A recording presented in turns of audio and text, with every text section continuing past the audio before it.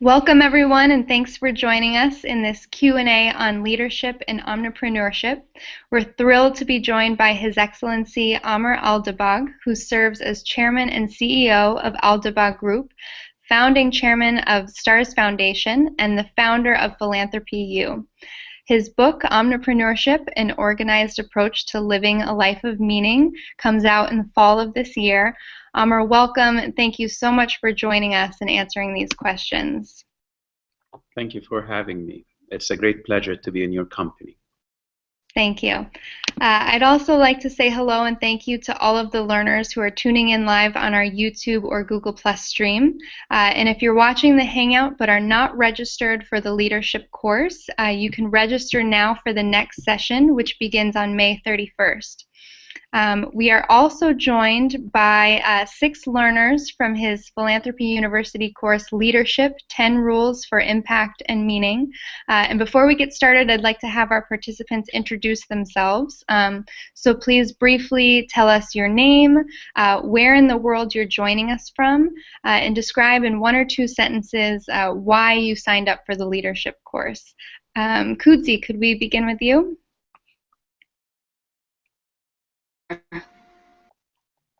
Sure, can you hear me? Yeah. Okay, I'm Kudzanaim Tindadzamira. I'm joining you from Johannesburg, South Africa. I work with an organization called We Lead, which basically facilitates conversation between African leaders and the youth, sort of bridging the intergenerational gap.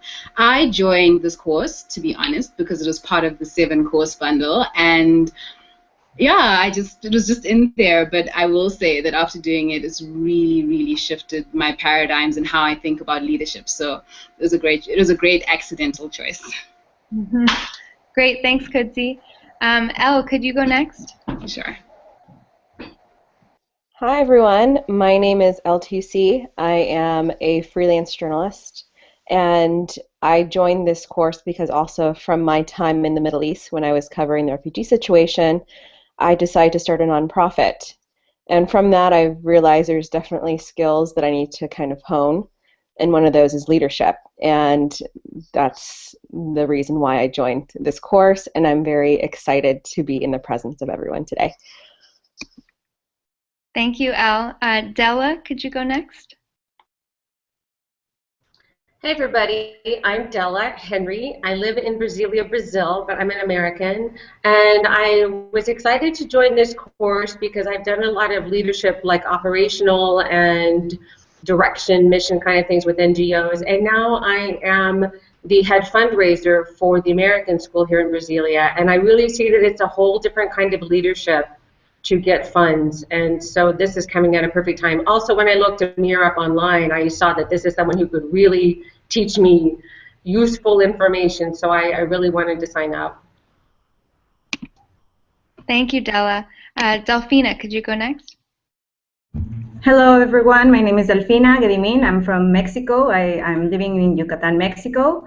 I work for a scientific park and business incubator, and I took this course because I think it's important for my personal formation in order to assess other entrepreneurs, but also for me. So that is why I'm here. Great, thank you. Alexandra? Hello, I'm Alexandra. I'm based in Switzerland.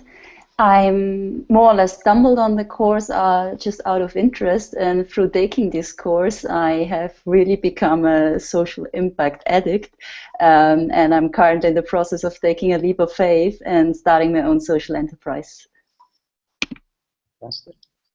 Thanks, Alexandra. Ivo, are you with us? Yeah, I'm here. I'm the only boy. Well, I'm Ivo. I am a cataract surgeon, and I also consider myself an entrepreneur. I'm from South America, right now living in Mexico City. And the reason I joined the course is because of the title, you know. I think it's so amazing to put entrepreneur stuff even in your own life. I think this is an amazing course, and I'm enjoying it a lot. Thanks, Eva. Well, welcome, everyone. I think we should jump right into the questions. So, Delfina, could you go first? Sure. Well, I do have to say the three questions, right? Here they are. I wanted to ask Amar, first of all, when thinking of one's life plan, how do you handle failures that could slow you down towards your goals? Should I wait for the response? Yeah, Delphina, I think we're going to have everyone just start with one question, and then we'll go back and do the second questions after. Okay, perfect. Well, thank you, Delphina, for the question. Well, failure is not necessarily a bad thing. It could be a good thing. Walt Disney was fired from a newspaper for lack of imagination and lack of original thinking. So imagine had he accepted that criticism, we wouldn't have met Mickey Mouse. The life plan is to ensure that A, you have a balanced life, and B, you push your goals to the limit. But if you fail in delivering any of the goals, these are personal goals. No one will sue you for not delivering your own personal goal. Thank you. Kudzi, do you want to go next with your question?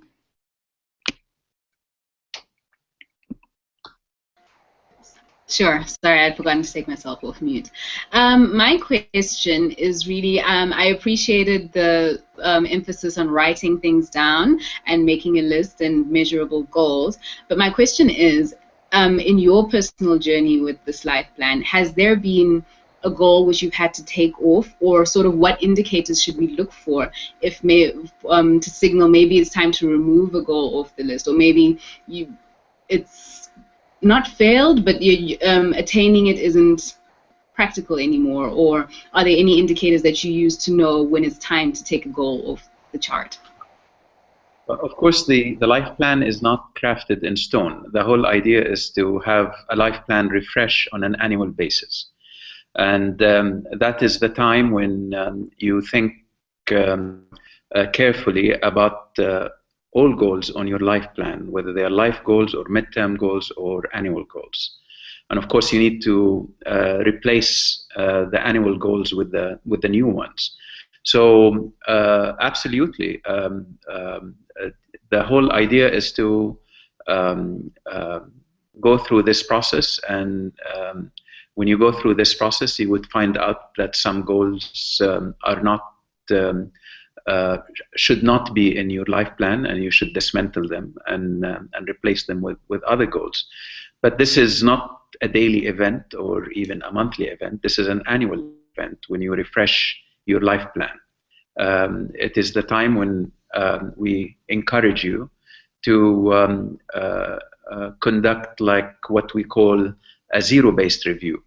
Look at things with a fresh lens. Ask yourself whether this life goal for personal is really the right goal. Is it time to dismantle it and have something else? But you only do this once a year. It's not recommended that you revisit your goals more frequently.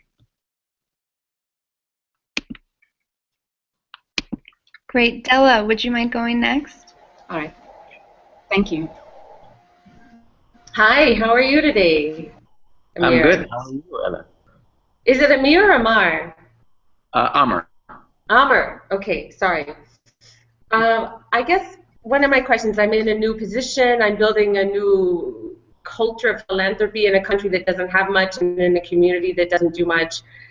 And I really want to know how do you overcome self-doubt? And you know those messages in your mind that say, oh, I don't know, should I this, should I that? Especially when there aren't people around me to really bolster me up. Yeah.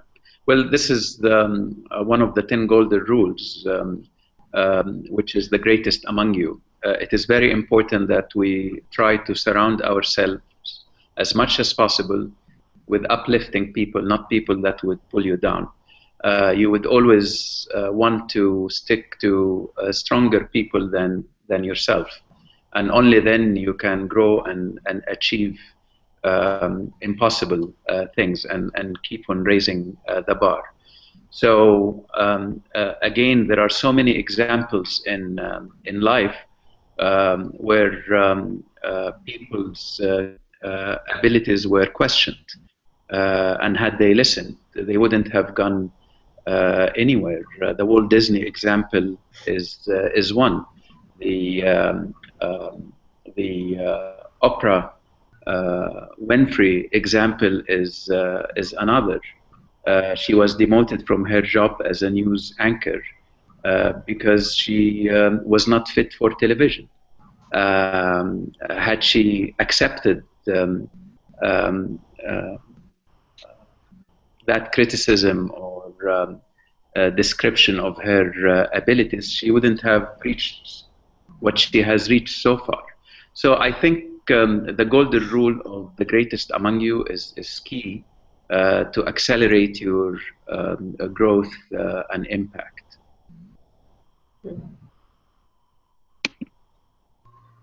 Great, thank you. Elle, could you go next? Sure. So this is kind of geared towards my own personal experience starting my nonprofit in 1 minute.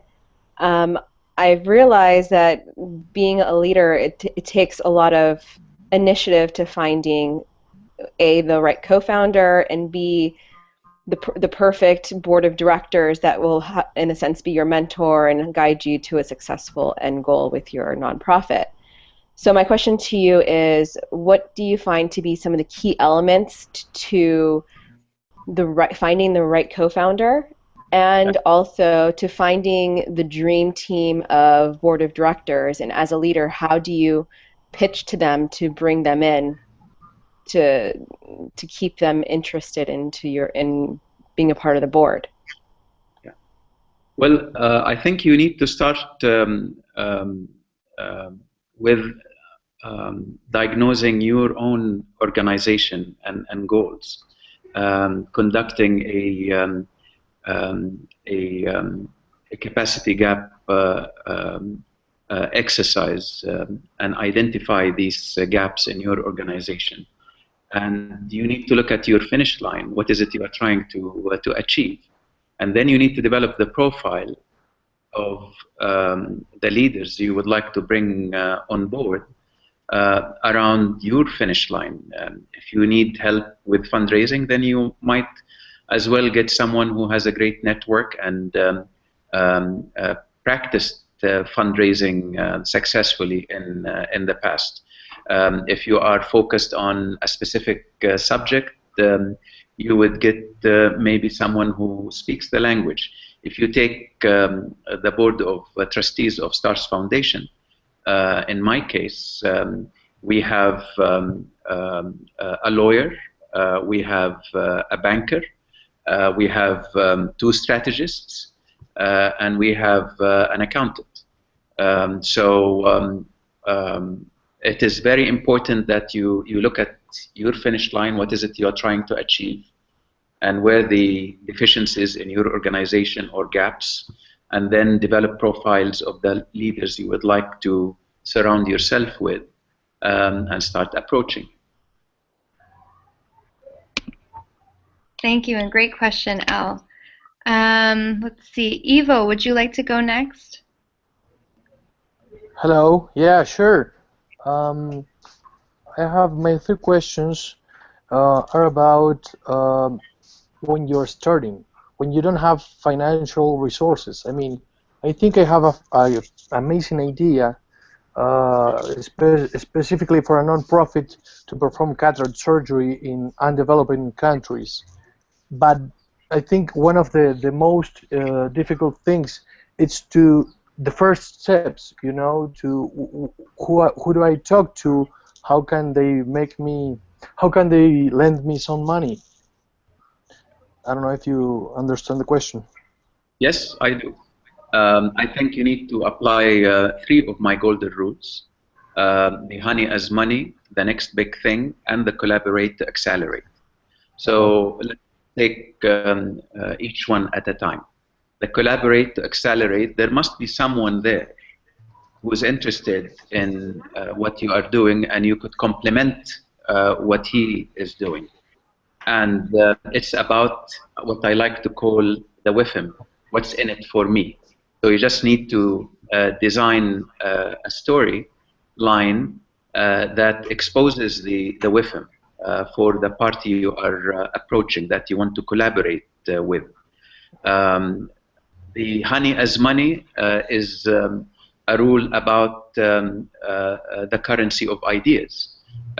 Look at Mark Zuckerberg, look at Bill Gates. All these great leaders did not have significant or any financial resources. It was the power of the idea. And this takes me to the third golden rule, which is the next big thing: how to come up with a great idea. I think to come up with a great idea, you need to wear the lens of the next big thing that consider 5 criteria to come up with a great idea. It has to be scalable, sustainable, impactful, of game-changing nature, and cost-effective. So what would qualify to be a next big thing would be very appealing for parties or individuals to collaborate with. And this could be your honey as money. It's the power of the idea. It's the currency of the idea. Perfectly. I just want to take a little time to thank you, to congratulate you. I mean, I think you're an amazing businessman. And one of my second question, it's about that. It's about how you manage your time in a normal day. Which are the 3 tips you will give me to manage a simple, a normal day? Well, to be impactful, you need to be organized, and the life plan is one tool to use. To be impactful, you don't need to work for 12 or 16 hours. To have a meaningful and an impactful life, you just need to be well organized. And you need to wear the typical leader hats depending on the situation. So you need to wear a facilitator hat if needed, a diplomat hat, a fighter hat, and a politician hat. Depends on the situation, really. But if you take me as an example, I never work more than 6 to 8 hours a day. I don't believe in long working hours. I have an organized approach. I have a very structured approach, and I try to allocate adequate time to the various areas that give me a balanced and impactful life. And by applying the Omniprenneurship ecosystem, the 3 principles, the 5 values, and the 10 golden rules, I believe you can have that kind of balanced yet meaningful and impactful life without really having to live in your office. But do you exercise? Do you exercise? Do you meditate? I absolutely do. One of my hobbies is power walking, or what I like to call wogging. It's a combination of walking and jogging, wogging. Hopefully this would be a title of a future book of mine, because I like to better learn about the cities I visit by walking. I always try to allocate a good 1 to 2 hours power walking the city or wogging the city. Walking is very powerful. It's good for the body, it's good for the mind, it's good for the soul. The best ideas you can generate while walking. So it's good to get out of the office and walk.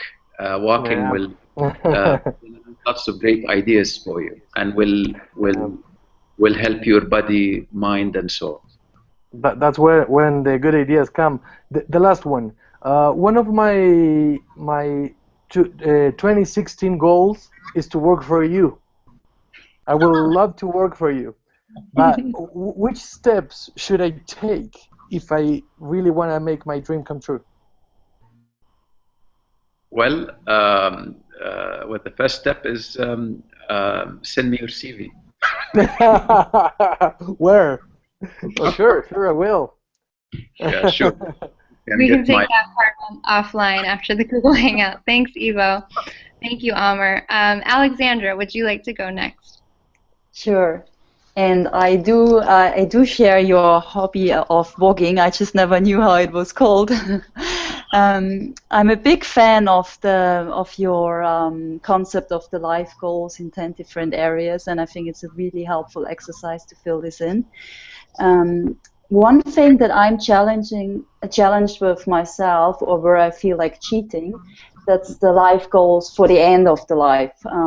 I get the concept of SMART goals for this year, for 5 years, and for specific time periods. For myself, when I think of the end of my life, I think of feelings and meaning and emotions, which are not always measurable. So I wanted to ask you, do the goals for your life, like for the rest of your life, not just this year or next year, do they really need to be SMART all the time? Yeah, you need to think about your goals. I hate to rush and put a goal, whether it is a long term or a mid-term or a short term. So you need to think smartly of your life goals, and you need to dream a little bit, and you need to have imagination. I believe that these great life goals would work like what I like to call in my book, they will produce the purifying pressure. It will put a gentle pressure on you to keep on raising the bar, and they will influence your midterm and short-term goals. But you need to start with the life goals. You cannot start with the short-term goals first. Start with the life goals, make them stretched and creative. Try to dream a little bit. No one will sue you if you don't deliver your goals. You will not end up in jail if you don't deliver your personal goals. So just take it easy, relax, and enjoy life. The life plan should not be a source of stress. It should be a source of a balanced and impactful life. I would encourage you really to be imaginative and dream and stretch your goals, and you can always have the opportunity to have a life plan refresh on an annual basis to either tone down or push the envelope further. Thank you. Can I add my second question now, Lisa, or should I wait? Okay. I think go ahead. Go ahead with your second, and then we're going to do another round. Okay, great. So when you started your own journey, when you were maybe 20 or 25 or 30 years old, who were the people you were looking up to? Who were inspiring you, and who was maybe the 2 to 3 people who were most influential in your life and coming up with your life plan and how you see everything? Well, 3 people. I started working in 1984 after I graduated from high school. I was working on part-time basis while going to the School of Business Administration, and I started my career working as a debt collector. So my father gave me the bad debts to collect, and what he wanted me to start my career with is to learn how to communicate with difficult people, with people that don't want to see you, because you are there to collect money and debt from them. The second person who influenced me is my mother, and she's the one who taught me that giving does not have to be in monetary form. It could be in a form of a smile, it could be in form of love, it could be in form of energy, it could be in form of anything. So giving, you don't have to have financial resources to give. Giving a smile to everyone you see during the day is the biggest gift you can give it to all the people around you. You cannot imagine how impactful is a smile. And the third person is an American professor by the name of Bill Bean. I mentioned him in my book. I went on a course for YPO, the Young President Organization, in the early 90s in Los Angeles, and he talked about the importance of having a balanced life and the importance of addressing 10 areas simultaneously, and not to wait until you get older to think about philanthropy or other areas. So I would say these are people that really had a big influence on my life. I met other great leaders that influenced me, but these are the three you asked for. Thank you. You're welcome. Great. Delphina, can we go back to you for your second question?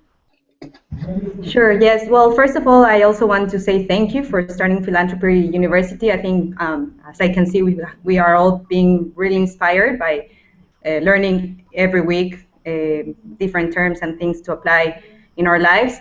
According to this, I work in an entrepreneur environment, so the moment I heard the term Omnipreneur, it was like, yeah, that's it. And my question is, in which aspect of this of entrepreneurship do you find it more difficult to follow the principles, the values, and especially the 10 golden rules you have?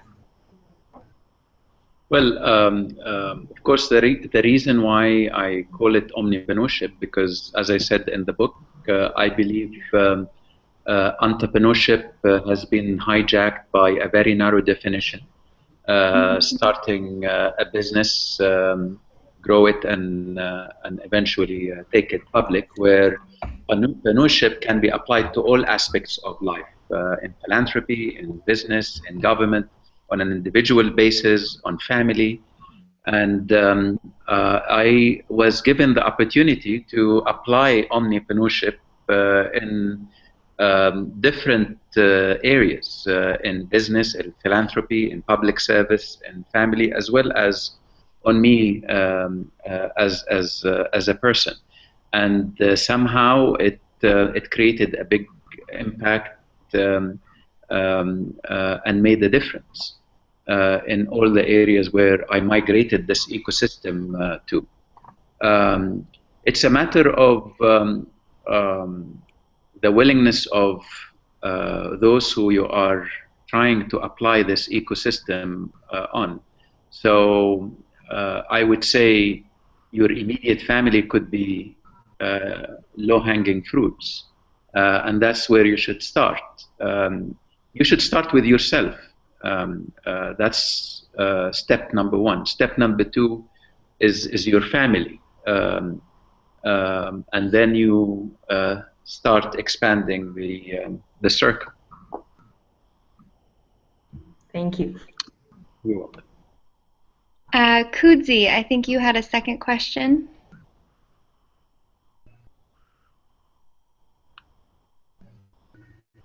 Oh, you're yes, still I on do. mute.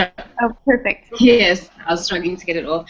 This is my last question, so I'd like to say thank you to Amr for sharing your ideas. I've told everyone about them, and they know what they're getting from me as a gift from now on. It's going to be the book, and that's it. My question for you is, I'm big on mentorship and relationship and peer mentorship and that sort of stuff for leadership growth. Do you think sharing your life plan with a good way to keep yourself accountable? Absolutely. You don't have to, but in my case, I'm sharing it for two reasons. One is to share knowledge, and it's a way of giving. You don't have, as I said, to give in dollars, but you can give a good idea that others would benefit from. And this could be much more impactful than $1. And secondly, because I want to create the purifying pressure on myself, and yes, be accountable. And that's why I'm transparent. I disclosed my life plan in my book, and you know, it's something and a process as well as a tool that I have benefited from, and I would like to share this good practice with others. Great, thank you. Della, could you go next with your second question? I'm trying to make it there. Oh, did I get it? We can see you. Oh, okay. I'm trying to click the button. Do you want, I have it in front of me if you'd like me to read it for you. So I can't, oh wait, I got it. Wait, I can hear you. Yep. You got, actually I'm changing my second question a bit because you've addressed quite a bit about my second question. So I wanted to ask you, as building a team, like I have a committee, and what if people in the beginning are very gung-ho, they seem to be very positive, but when push comes to shove and you really need these people to act and to be a part of the team, they don't. Then How do you... Then they are not the right members of the team. Right. They are not the greatest among you. They are not the people that you would like to surround yourself with, the people that would uplift you. And you should... But how do you cut them out? Well, it is very easy. You don't have to accommodate people that are pulling you down. I mean, this is your life, your future. So, you know, you have to make, I wouldn't even call them tough decisions. These are simple decisions. I'll try it. I want to take a minute because I see that Angeline has joined us. Angeline, are you able to take yourself off mute and introduce yourself?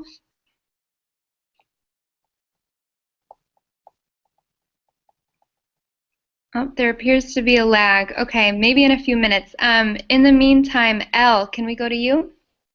Sure.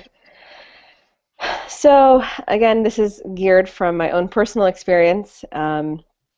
My first time that I developed the concept of In 1 Minute, I was frantically going to everyone and anyone and pitching the concept, the idea, my passion, the story, everything. And it's safe to say that in the beginning, I might have had a few unsuccessful pitches just because I didn't know.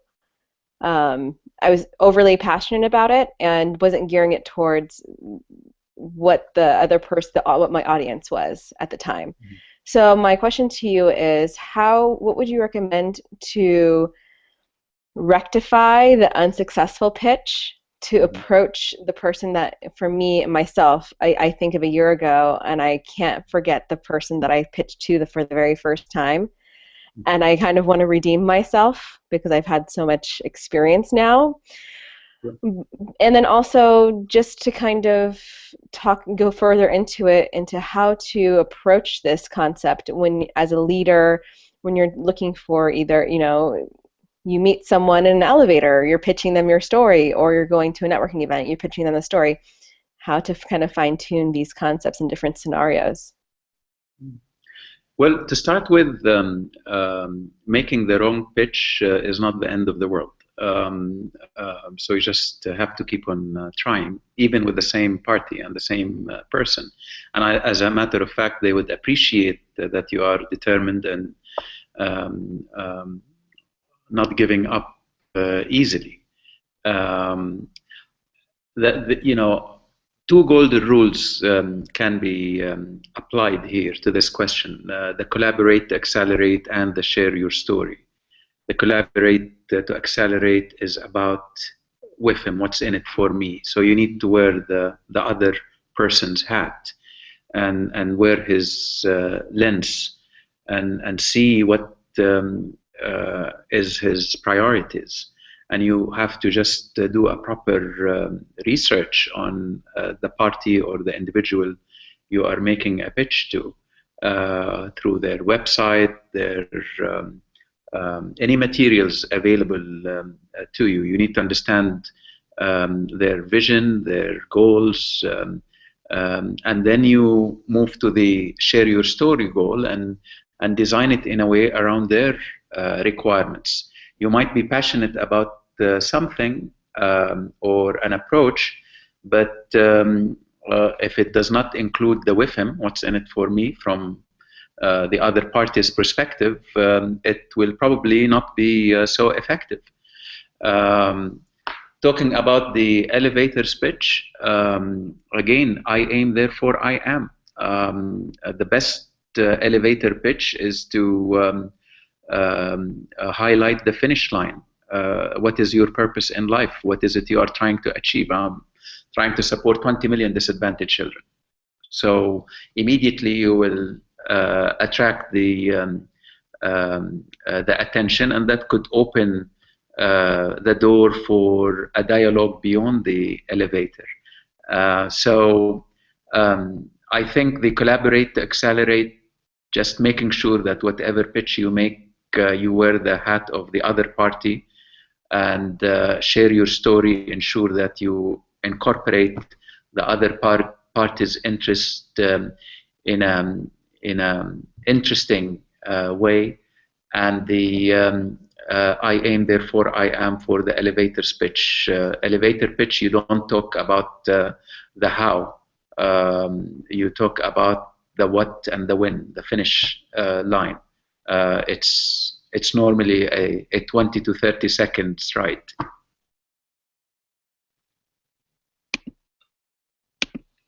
Great. Angeline, I see that you've joined us. Are you able to take yourself off mute and introduce yourself?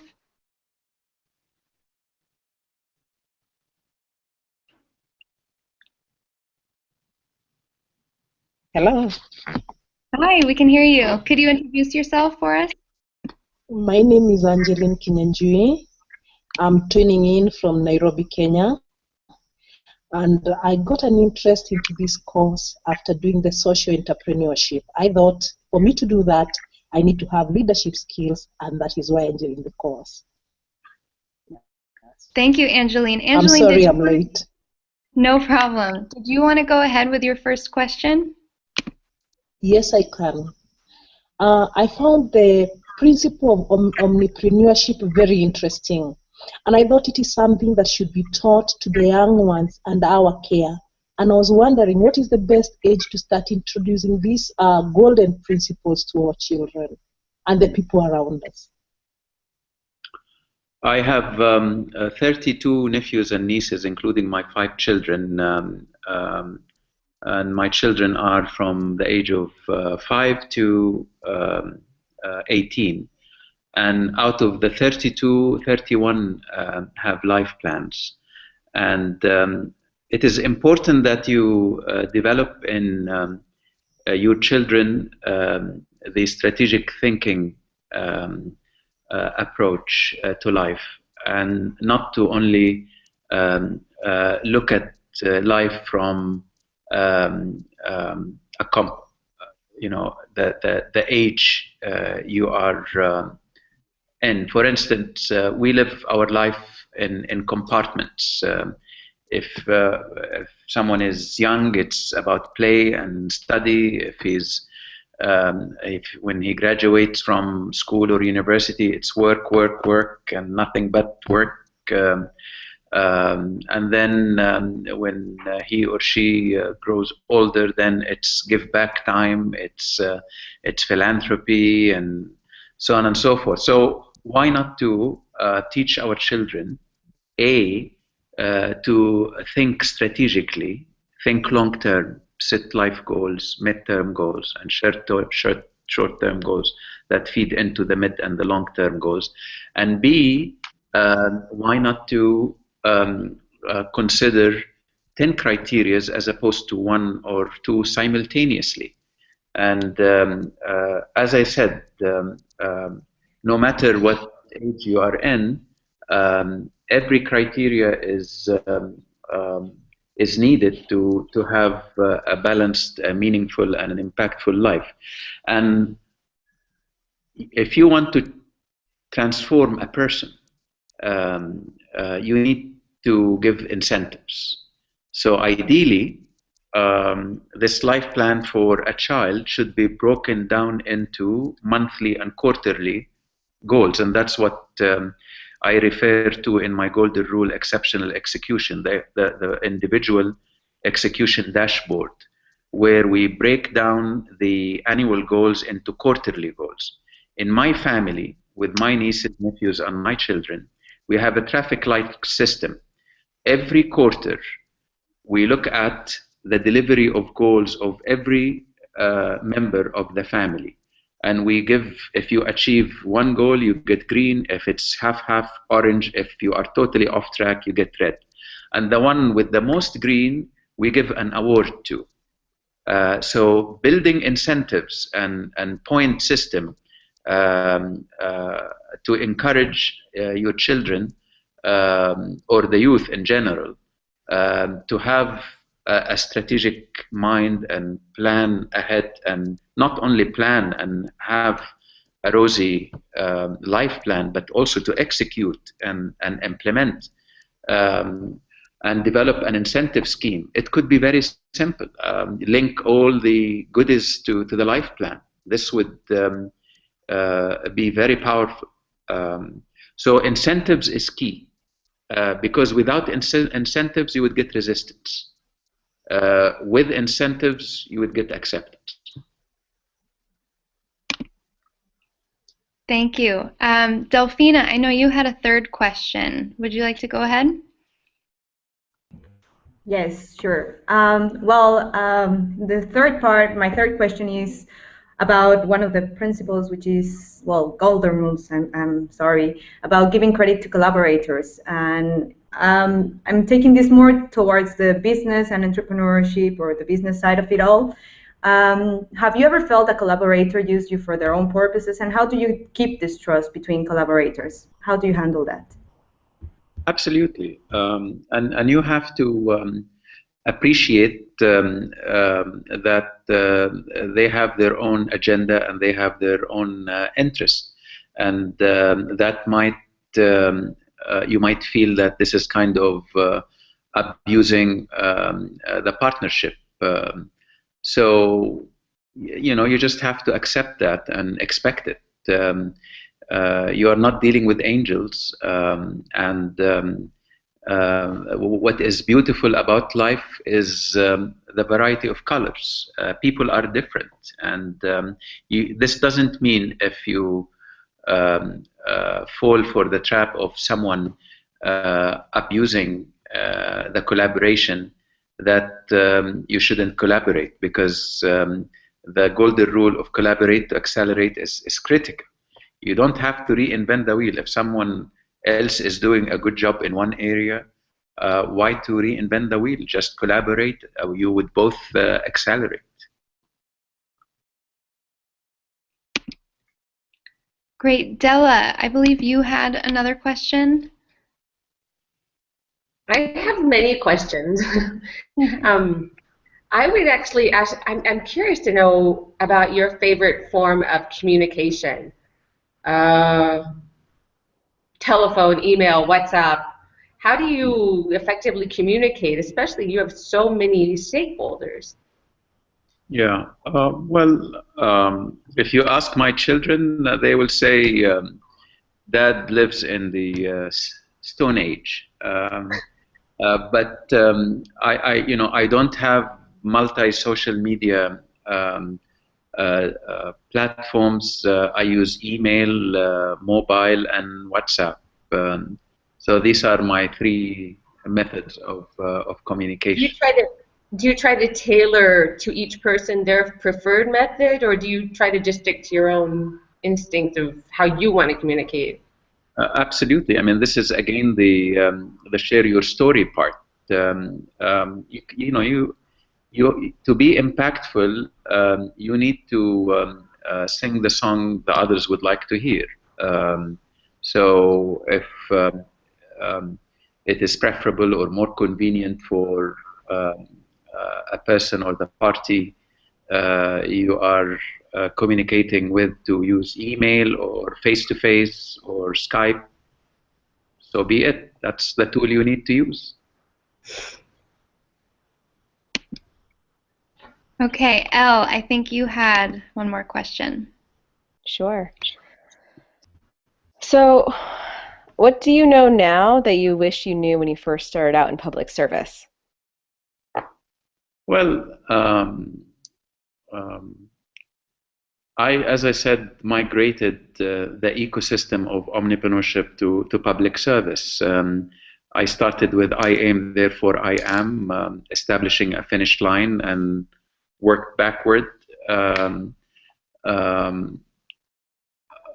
I also went through some challenges, especially in communication, because there is no one size that fits all. And when you are in public service, you need to craft your communication for multi-stakeholders. So your communication with the average man in the street is different than your communication with a targeted investor or with your communication with another public servant. So different horses for different courses in terms of communication. You need to craft your communication around your targeted audience, and that's the share your story golden rule. You know, life is a marathon, not a sprint. So you keep on. You have to accept failure. You have to accept that things will not work from the first time. But the most important thing when you fall, you just have to quickly get up and continue running in a pace that would get you to the finish line. Thank you. Angeline, I know you had another question. Did you want to go ahead?